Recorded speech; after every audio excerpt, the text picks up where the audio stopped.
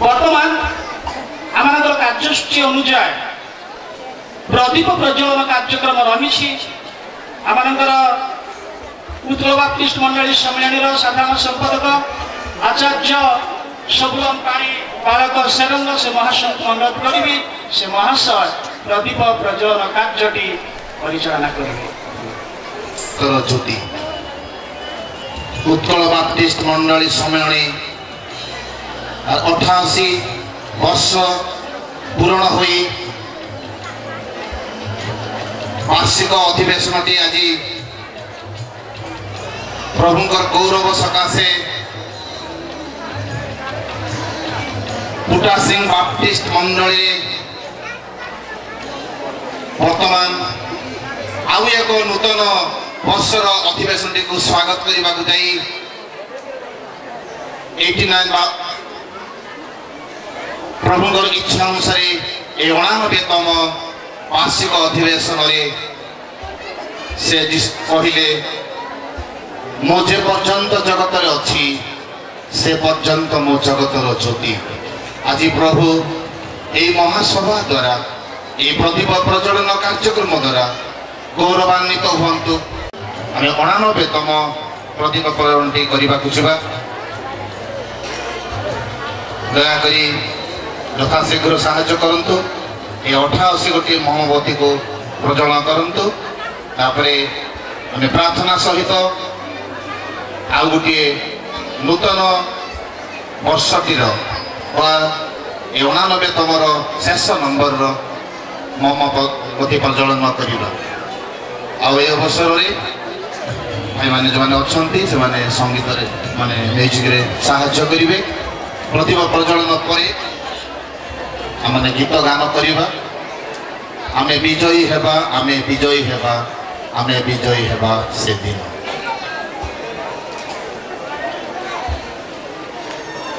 तेबे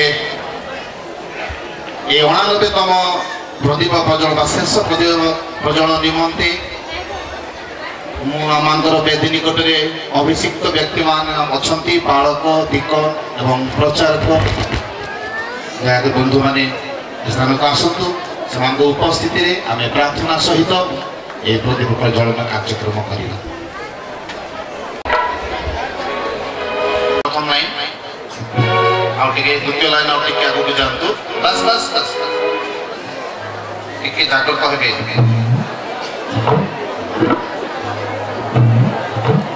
सावधान सहित ठिया होइथिबे जेहेतु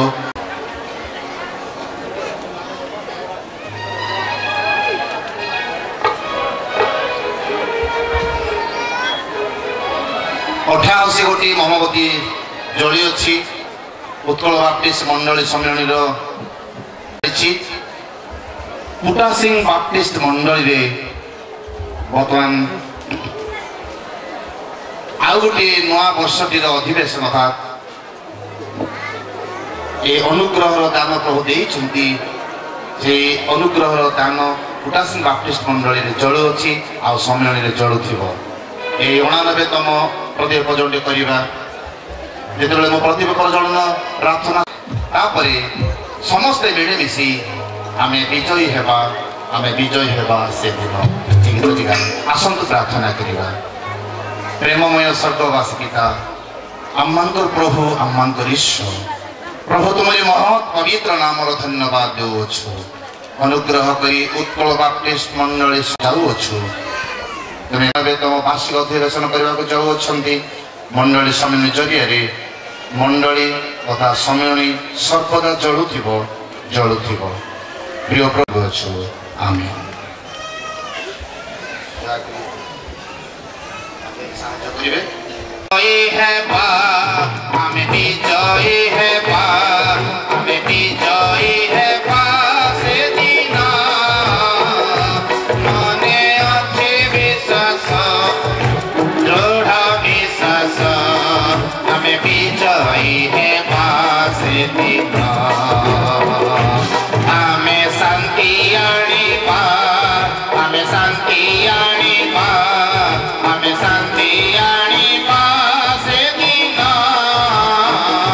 मा